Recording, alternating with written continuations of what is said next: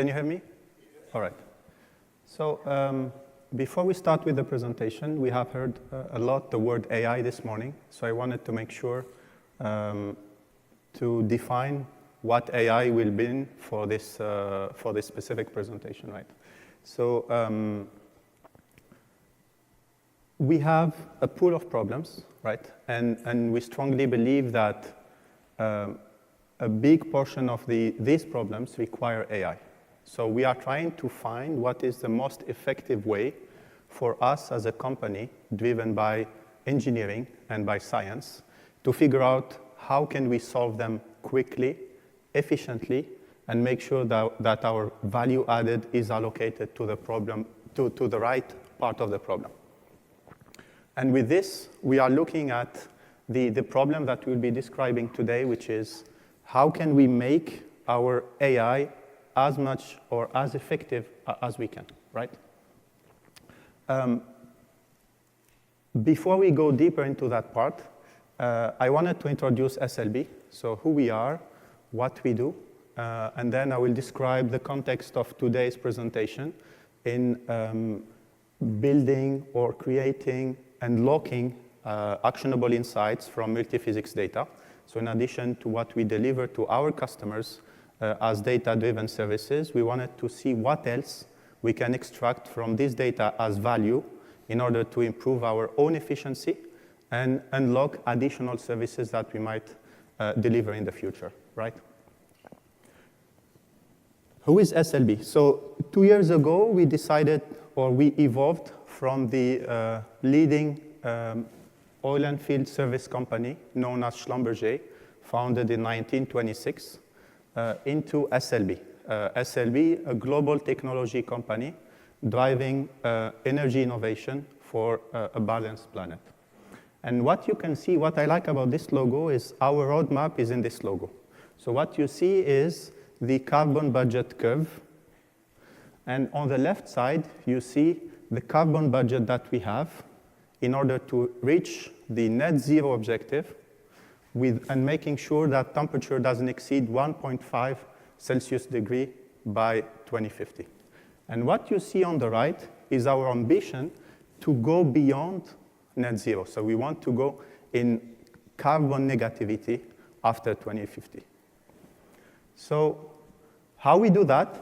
We have 4 types of activities. The first one, as a former oil and gas service company or specialized only in oil and gas, we want to reinvent this industry. So we are innovating in the oil and gas industry to achieve what we call the most affordable barrel with the lowest carbon intensity. We are looking at the entire life cycle of a barrel and make sure that the footprint of this barrel is the lowest we can have.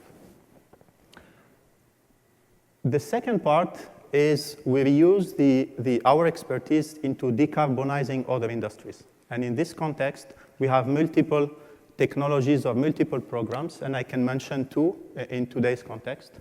The first one is carbon capture, utilization, and sequestration. What that means, we are looking at capturing the CO2 from the atmosphere, compress it, transport it. If not used, we can push it and store it in depleted oil and gas wells. The second part, in addition to CO2, we are looking at monitoring the methane. So we have different types of services where we support our, or let's say, oil and gas industry and other industries monitor their own emission.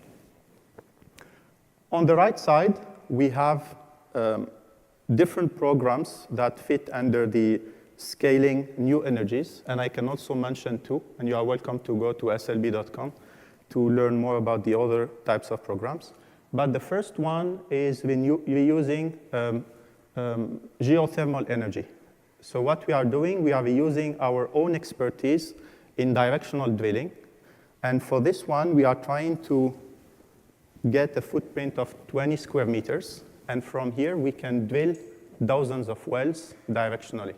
What that means, we are trying to capture as much heat as we can from underground to transfer these calories into heating buildings. and the opposite during summer. So during summer, we capture heat, and we store it underground for using that during winter. Okay? So this is known as Celsius project. So if you go to SLB, you can type SLB Celsius, and you can learn a little bit more about it.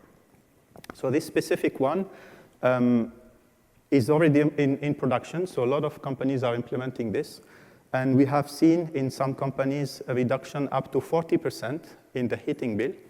And then this technology provides you energy that is up to 90% in CO2 reduction. Okay. This is Celsius. The other example I can mention here is something that we released recently, is SLB lithium. So with this increasing demand for lithium, we are looking at productionizing or delivering the most sustainable lithium. And we are looking at extracting lithium from underground, not at surface, right? And for that, we have released recently a facility in Nevada, and you can learn about it if you type SLB lithium. So we have demonstrated how we can use only 10% of the conventional space needed for producing lithium. And then we can save up to 95% of the water needed to extract lithium, and about 90% of the chemicals needed to extract lithium, right? And with these big numbers, we are still reaching 85 to 95% of efficiency in delivering a battery-grade lithium, right? So there are more examples of what we do that give you an idea about why we are trying to tackle, I would say, this climate change.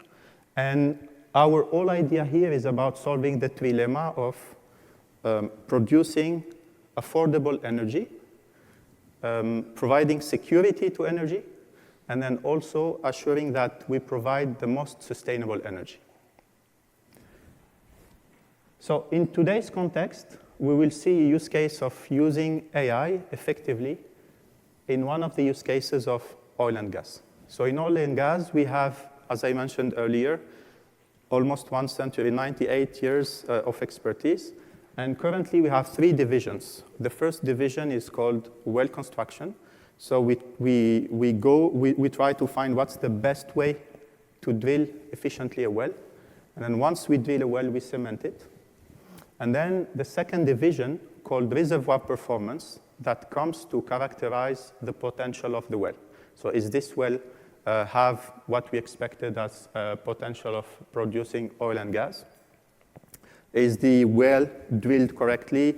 Is the cement and the casing going to support a life cycle of a couple of years? Those things are part of the reservoir performance. And once we have drilled the well, we are sure of the potential of the reservoir. Now we can put it in production, and then we start flowing oil and gas, right? So as I mentioned, today's context is about reservoir performance, one of the 3 divisions of reinventing or innovating in oil and gas. And we are trying to solve a problem. And our problem is how can we make ourselves as much efficient as we can through ensuring that whatever technology we build and we use is available to deliver services. We don't want our systems to spend a lot of time, sitting or hibernating for maintenance reasons. So the second part is by solving this problem of asset availability, we are optimizing our operational costs, right? So we want to make sure that whenever we have an intervention to operate on a specific tool, that's the right decision to do. We don't want people to open the tool, expose themselves, damage the tool. We want everything to be driven by a solution, all right? As I mentioned earlier, we have a pool of problems, and we believe that a small portion of these problems cannot be solved with AI because we can quantify it, we can put equations on it, but we have a big percentage of the problems that we need to solve only if we look at the data. Why? Because we are looking at multi-physics data. There are a lot of interactions between the data, and we cannot necessarily build equations on those types of data if we do not look at the data. right? So our problem is whenever AI is the solution for our problem, we want to make it as effective and as efficient as possible, right? Now, we spoke about SLB, we spoke about oil and gas, and then within oil and gas reservoir performance. And now we wanted to look a little bit at the context of the data. So we cannot talk about AI or AI/ML or any type of AI if we don't know the problem that we are trying to solve, if we don't know the data that we are trying to solve.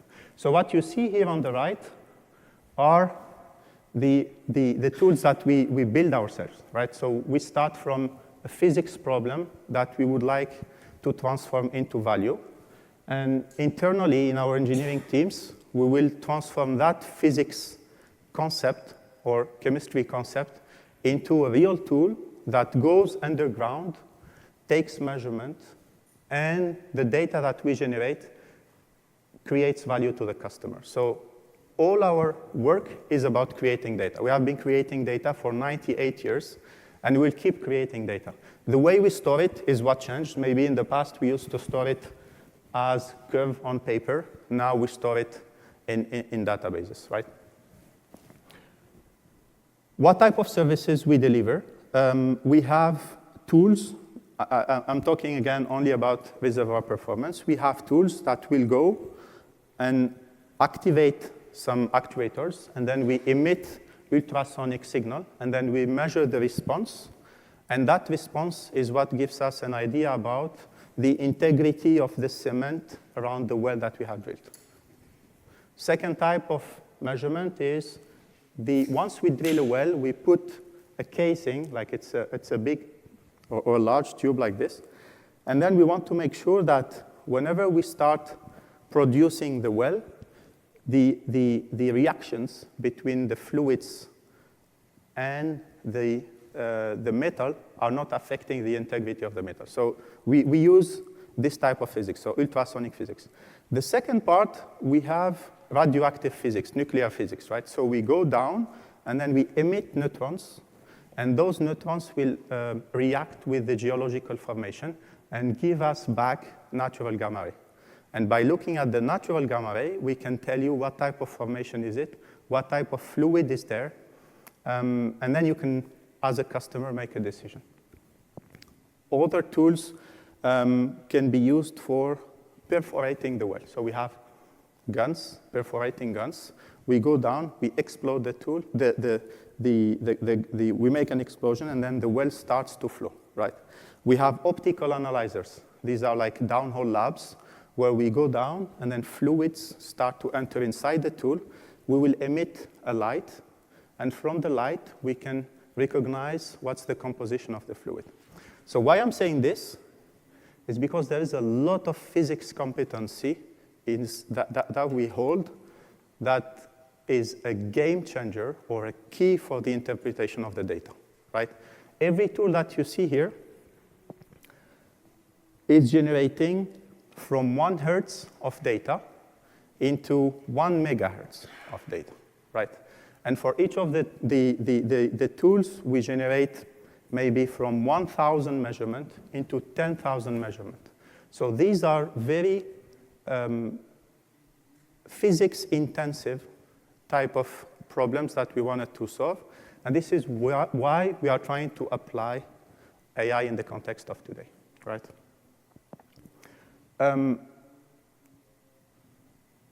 When we started looking at this, and maybe we had different statistics this morning, we realized, we have looked at this like a few years back, but I gave you the most recent Gartner report, which is maybe way better than the results that were there a couple of years back. But only 48% of the prototypes can make it to production. And these prototypes take 8 months. And here we didn't even talk about how long it takes to build the model, right? And here I can mention one use case that happened. So I think 3 years ago, or maybe more, 2021 or 2020. So we had a problem where we needed to look at data to predict maintenance event, like we're looking at predictive maintenance. Now we said, okay, we have a solution. We know how to do it. It takes us 6 months. And the stakeholder said, no, 1 week. Because if I don't solve it in 1 week, I cannot deliver the job, right? So it takes more time to use AI to solve a problem that takes only a week if we solve it without AI. And that's where, when you step back, you realize that you need to put metrics. AI is not the same everywhere. So we needed to know what type of analytics we are using, what is the expected duration of development for each model, each type of analytics, how long it takes to build a model, but also what is the life cycle of the model, right? And from there, we started doing some system engineering. Like we put AI on the side. Let's forget about AI. Now we have a problem that we need to solve. The problem is effectiveness. How can we make sure that every time we use AI, it's much more effective and much more efficient than solving the problem without AI? And from there, we have taken some, I would say, intuitive decisions, and there were some other counterintuitive decisions, right? The first one is that 48% and 8 months comes maybe from manual operations, right? A person who needs to take a model from status 1 to status 2 manually, and then you depend on another person who depends on a third person. We could not afford that. So we needed to make sure that we go towards an end-to-end automated AI value stream. The second part, AI for AI is not the objective. AI to drive business decision is our objective. So we needed to integrate with whatever solutions we have in our corporate. So what are the maintenance systems that we have? What are the other end users that we have? So we needed to understand who needs what to make sure that we are really solving the problem. And the journey is still there. So we didn't finish, and this is something that we'll never finish. So things are changing every time you need to look at your stack and you look at your model. And the third one, and I think for me this is the most important one, is as a company, we needed to solve 10 problems, 15 problems just for one model, right? We needed to see how data comes, how do we load it, how we start developing the models. And our value added is not necessarily into fixing everything. So we needed to make strategic decisions to say, we are good at looking at multiphysics data to create predictive maintenance. How can we spend less time on the other things so that we as a team, as data scientists, software engineers, physicists, we focus on the quality of the model, right? Every time the quality degrades, we want to increase it back. And that's where we had to build a stack, right? It's important. There are a lot of disruptive technologies around AI. We can never solve all the problems for the same model unless we have a stack that helps us focus on the right things to do. Before I jump to the next slide, the problem we have when it comes to a stack is, imagine you have a team where you need to solve AI problems. And when you look at AI problems, what does it mean in terms of people, in terms of resources, right? You need subject matter experts. In our case, subject matter experts are people from operations, people from maintenance, but people from the physics domain. And we cannot say, or we cannot acquire competency in optical physics, in radioactive physics, in ultrasonic. And so our problem became quickly a problem of aligning the right resources whenever it's needed. And that's exactly the key of the success of what we will talk about later, is how can we make sure that every person is using more than 95% of their bandwidth into doing where they are good and what they should do, right? We don't want data scientists to do data engineering or physicists to stop interpreting the data to optimize a code to run faster. All of those things, there are technologies that exist in the industry. We can look at the technologies that exist in the industry. And from there, we started to shift the mindset, right? And I've seen some report where we say data is oil. I partially disagree with that because data is a reservoir. So you have data, but as long as this data is not ready to use, it's not oil. It's a reservoir.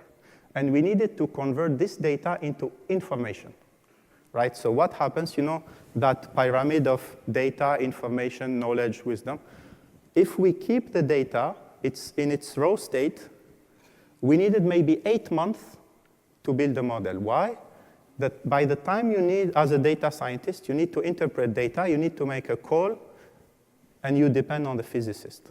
And when the physicist wants to access to the data, he or she will need to make a call to a software engineer because they don't know Python, SQL, something like that. So all that competency of interpreting the data has to be automated in a data warehouse. What that means, you create your views, your procedures, you make sure that whatever knowledge you capture from the physicist, if you do it today, you don't need to do it again next time. And what happens, you become in a different mode of development where you do data models and AI models, right? So whenever you can receive data, that raw data behind the scene has some ETLs or ELTs, and it should be converted automatically to what makes sense to the user. So we want our platform to be self-service. We cannot self-service everything now, but over time we iterate to convert all those data, raw data, into information. And with this, we talk about data readiness, because when you have data is one thing, but when your data is ready to create value, that's where we would like to go. The second part is the quality. Why? Because if you have a self-service type of systems, it becomes quickly a mess because people start to be creative and then everyone will expose a set of data. You needed to put some metrics to make sure that data is ready but has the expected quality. And with this, you need to put in place some regulations to say, my data, I keep an eye on it, and I make sure that the data that generates value is the data that takes most of my bandwidth and that takes most of the, or generates the highest return on investment. So we talked about data readiness, data quality, and in order to have both, you need a governance, right? You want to make sure that the person who does a certain type of physics and another person who does another type of physics, both can align on the same standards, on the same standard of creating data models. So if I would like to look at the data of a specific tool that makes ultrasonic, or if I would like to look at a tool that makes optical analysis, at the end, it's a matter of data. The format of the data has to be there. The metadata has to be there. We have to have a minimum understanding of the units of measurements. If there is any conversion from one unit to another unit, we have to take that into account. Otherwise, we will have great correlation metrics, but none of them make sense, right? So readiness, quality, governance. Now, you start to have data. It's ready, good quality. You have the governance in place. What's next? So if I have a big set of data that has value, but I cannot process it, I didn't do anything, right? And this is where we used to see in the past the divergence, right?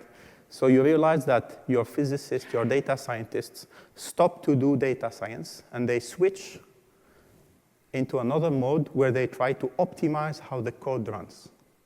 Is it the right thing to do? I don't think so. Why? Because there are some technology stacks where you can enable batch processing, right? So at the end, that time that you spend, we had the statistics this morning, I think 85% of people of data scientists spend it on non-data science related work. This is a typical example, right? How can I optimize the execution of my code? How can I take a big set of data that I cannot process to make it at a smaller scale when it can run in my computer? Is it the right thing to do? I personally disagree with that, right? So batch processing exists, MPP exists, we should leverage on those ones. One more thing to mention there is we have data, we have MPP, batch processing, everything. But what about the catalog? We all know how to code FFT. We all know how to code sine, cosine, all the mathematical functions. Is it the right thing to do? Because if I need to recode them to the architecture of the specific database, it's also an additional waste of time. So it's important to look at the in-database capabilities of the database in order to leverage on what exists already. And that's something that was a game changer for what we do, right? Looking at the catalog, enabling the massive parallel processing, looking at the batch processing, those things are critical, and you end up focusing only on data science model creating value. We looked at data, we looked at the models. We need to put some rules to monitor the process. Why? Because data has a life cycle.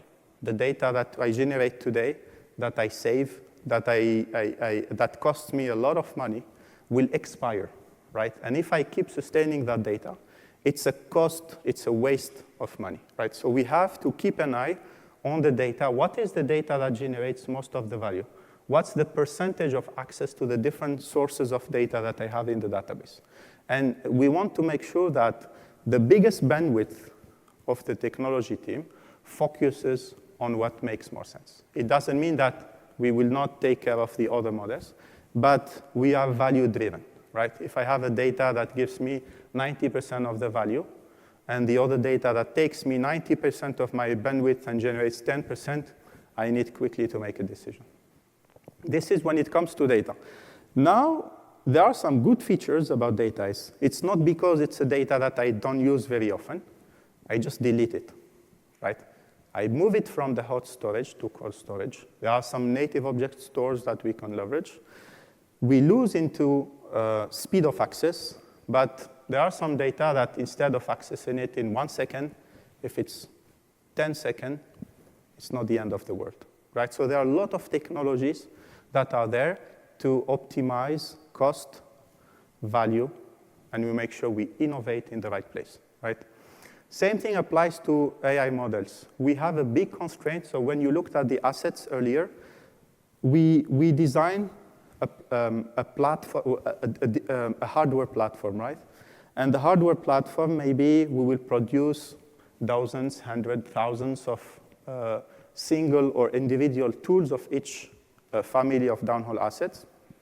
But there is a reality, right? A hardware is revisable, right? So if there is any revision that we need to make on a tool, then we need to issue a design change, and it will be implemented worldwide.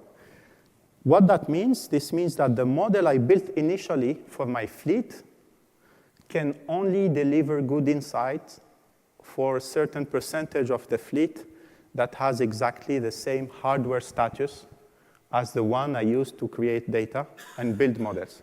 So we need to make sure that our models deliver the expected performance on each set of data. And this is where model ops is no longer an option, right? If we try to scale, we are looking at building over a couple of years thousands of models, right? Not all of them will be super complex, but depending on each use case, we have descriptive, diagnostic, predictive, prescriptive. We want to make sure that every type of model gets the bandwidth that it deserves. We don't want for descriptive statistics to take like 6 months of effort. So having those model ops can delegate a little bit the workload from data scientists into the automated system. The other thing, so we spoke about data, about processing, about the process here. The most important part for me as in charge of this data and AI vision is how can I make sure that I have the stack of technology that I don't need to destroy every 2 years. So I need to make sure that I align with the roadmap of the partners to make sure we anticipate the future, because that's a lot of effort. We want to make sure that for each model that we build, we have a return on investment where we amortize the cost of the technology stack.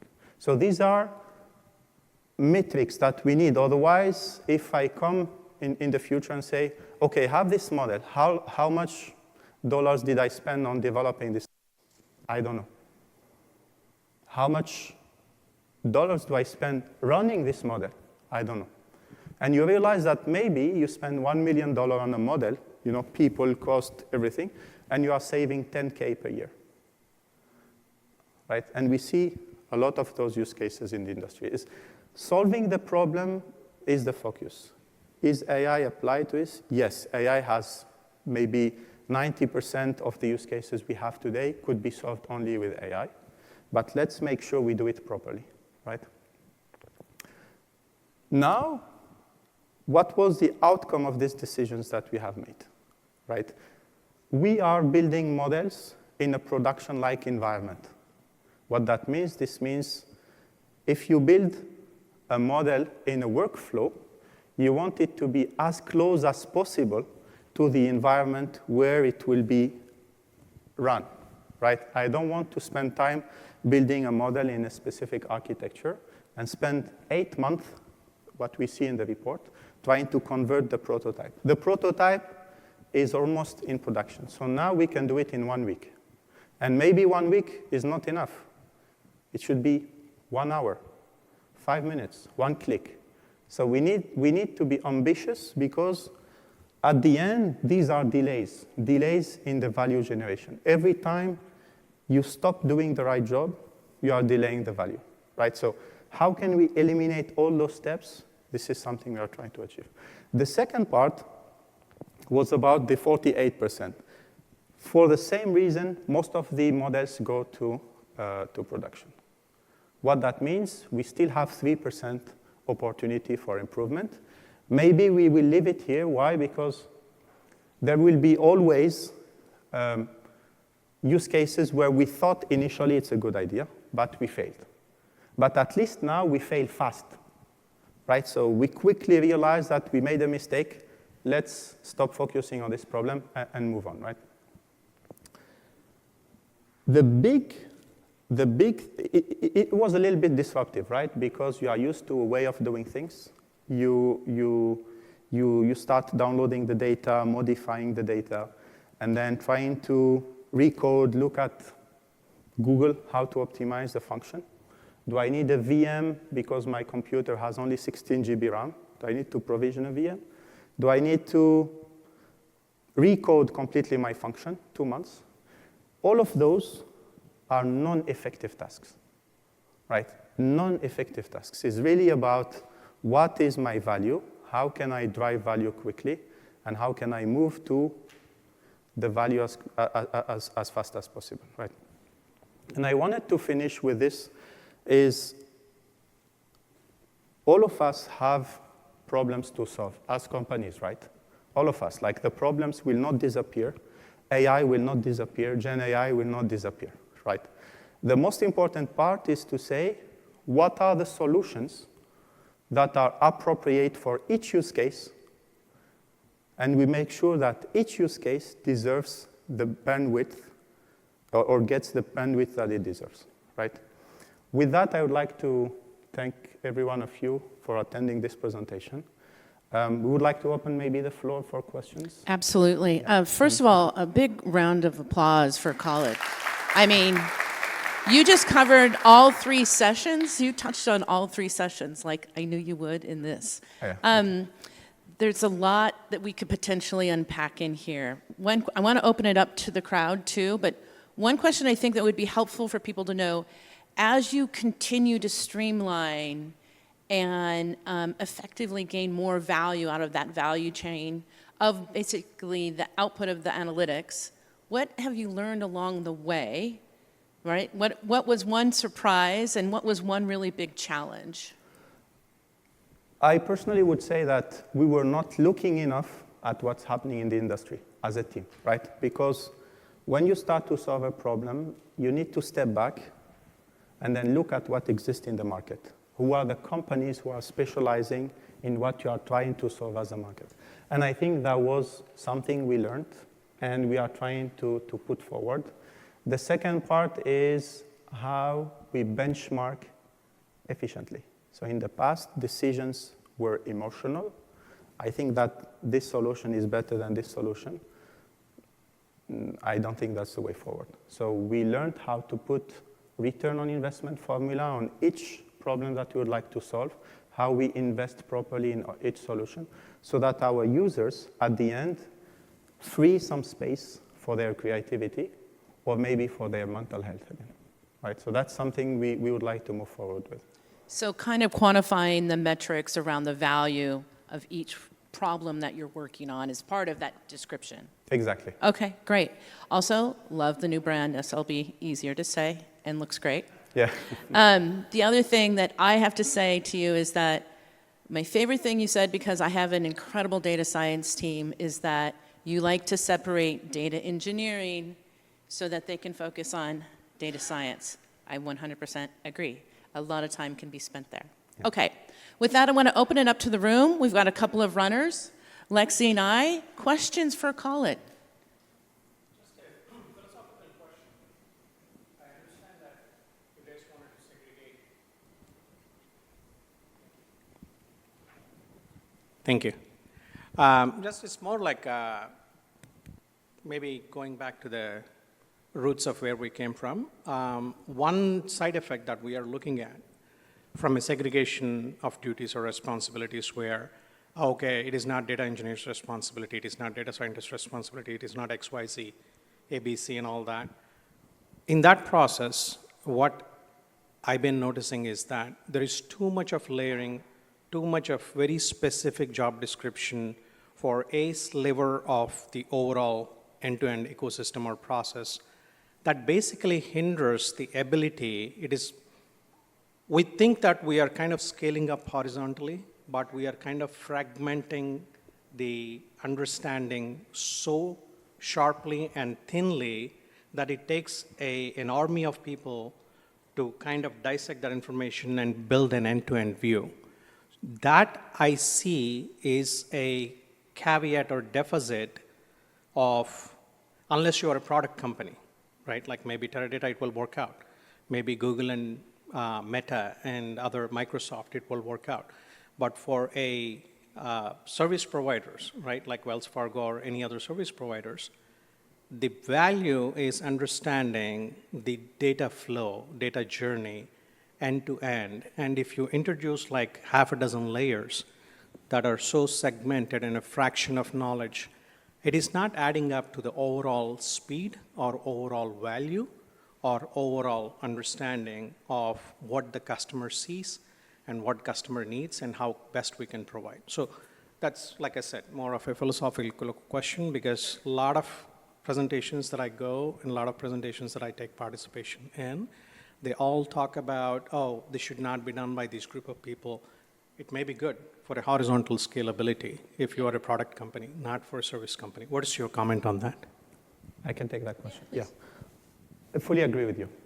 That's exactly what we should not do. So basically put the layers, right? And the layers start, for me, killing the innovation. We really want people to have access to everything, of course, based on the privileges they should own. But the way we overcome that one is we have knowledgeable people who know a little bit of everything who can do the arbitration, right? And our teams are not, at least in this context, our teams are not teams who are working completely in silo mode. It's more the mindset of people who will make sure that, oh, I don't have value doing this. Can I stop doing this? There are no physical barrier. It's more a mindset of people creating or starting to understand that their value is not necessarily in doing something they don't know how to do, right?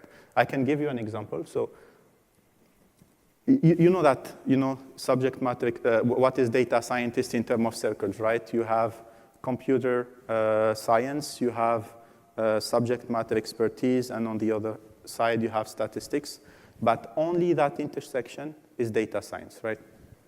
If you put those silos, as you mentioned, what happens, what you can achieve in one day, now it takes maybe 2 months because you need access to a bandwidth of a data scientist who need a request or an approval from his manager, who depends on a data engineer, who depends. Nothing is in those barriers. It's more a mindset where people start to step back. What should I do? Like today, I have a model to develop. What can I reuse from what exists already? And that's the way we address it. So that we are one team, we work all together, but everyone knows what every person has to do, right? Great. Another question from the crowd.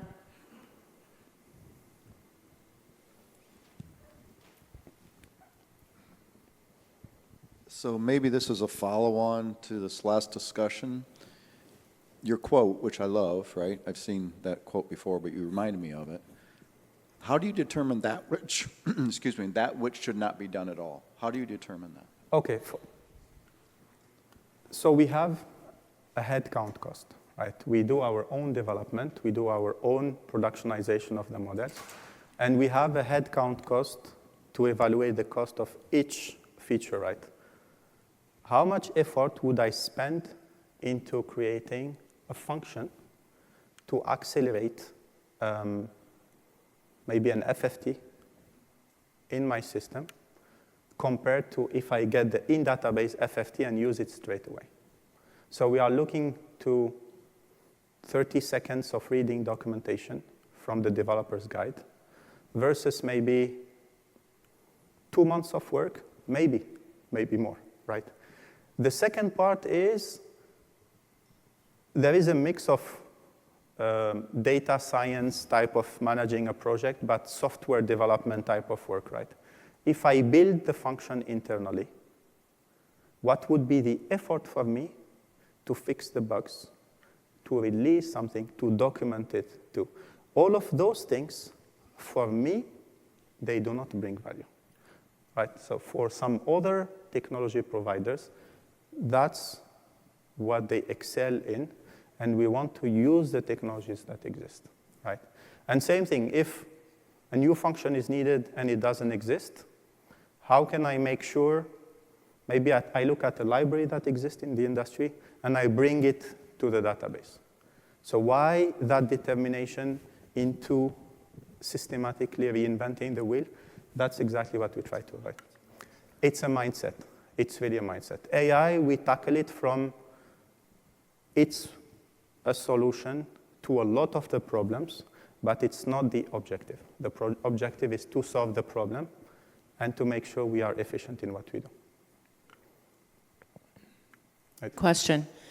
You had mentioned earlier in the session, there was a few things I was trying to make mental notes of.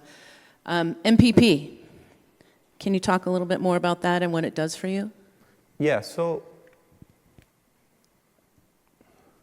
we look at multiphysics data, right? Multiphysics data, we have every single tool. I don't even know how many tools we deliver, how many downhole tools we deliver, to be honest. It takes time to learn that part. But what we know is every single tool has actuators, has sensors that communicate through an acquisition board and send information to surface through telemetry. We build our own telemetry, wireless, through acoustic propagation along the tubing, or wireless through mud pulse communication. Now, we have another type of communication where it's wired. And in that type of communication, we are generating maybe 2 megabytes per second of data. So each acquisition or each maintenance operation can be maybe 1,000 columns, let's say if we talk the database language, 1,000 columns, 3 million of rows, right? This is a normal use case. How can I process that, right? So how can I make sure that the model that I build sees and looks at the entire data? And this is where MPP was a game changer for us, right? So looking at the performance of the system or the engine when it comes to processing the data allowed us to move from maybe X6 into X1000, depending on the type of analytics. Basic example, I have 10,000 acquisitions or 10,000 jobs in the database, okay? But I'm looking at the median of one column. Very basic operation. It can either take 5 seconds, MPP, or it can take 1 month with something else. Okay, did you guys hear that? That's worth repeating. Yeah, that's I'm sorry. Yeah. I want to make sure I heard it right. 1 month or 5 seconds? yes. Sometimes 1 pick. second. Sometimes 1 second. Yeah. The value of MPP. Yeah. Fantastic. Great example. Other questions for him? Yeah. One more philosophical question, right? Real question. Important. Real The question. philosophy is important. This is going to be a very, very tangible question. So I was actually looking at the description of this session. So look like you are primarily focusing on healthcare related stuff, right? Energy. Energy. Yeah, so we have tools where we go downhole and then we characterize the health of the assets. Right. It's prognostics and health management of the asset. Right. So similar to healthcare, but the health of the geological formation. Gotcha. Yeah. So my question is, maybe in terms of the scale and speed that you may need to provide for your healthcare customers with the AI. In the banking and finance industry, fraud is something in this global economy with a lot of options and all that. That is one area where we need to churn tremendous amounts of information to be able to detect the fraud on the fly at the point of sale, right? So do you have any real-life use cases that you are able to put your models to test? And I was wondering what kind of successes or observations that you made. Yeah, so in our case, that fraud is interpreted as a signature in the data, right? And everything we do is about signatures, right? The signature of the potential of the reservoir, the signature of a specific voltage or of a specific current, is that signature showing a tool that can fail 2 hours from now, right? And failure, we are estimating this with multi-million dollars for each failure, right? And this is where AI at the end is not a solution by itself. It's part of a big system engineering approach, right? So you start from the requirement, what do we need to solve, and then you break it down, and you realize that maybe 70% of these issues need AI, right? But it depends on the stakeholders' ability to accept that risk. An ML model, 85, 90% of accuracy, right? And we are in an industry where if you say it's 99%, yeah, it's 1%, we don't accept it, right? So we have to combine other physics-driven development approach to have what we call hybrid digital twins, right? So we compensate the lack, if I take it in your example, the lack of that fraudulent detection with something that is based on a physics reality, right? So we know that what we learn from the data is what we have captured as the data. But as physicists in the company, we know that there are some additional equations that we need to put in addition to the data to complement each other. And this is something that is emerging as well. And MPP, again, is something that helps a lot, this approach of running physics in the database. Great. Okay, unless there's any other questions, last moment. How about any comments from the lead data scientist that you work with? That's a good question.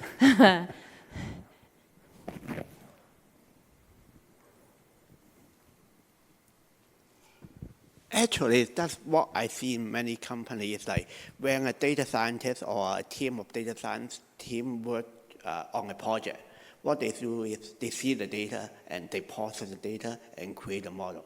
That's the mindset of normal data scientists. But actually, there's a lot of people can help outside of the whole project, because a lot of time we spend 85% of the time like understand the data.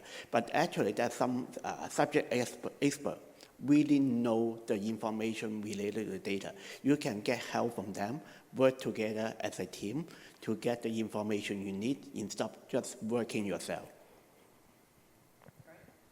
And that's something related also to what we saw in the previous presentation about feature store. So it's really the idea over time is that question of what does my data mean, we should not ask it more than once. So if we ask it today, we have to capture it so that in the future, someone else can come and see the answer to that question. Views, data products, a lot of things that... So the big lesson learned is stay in your lane. Stay Yeah. in your lane. Awesome. This was great. Thank you. Join me in applause. Thank you.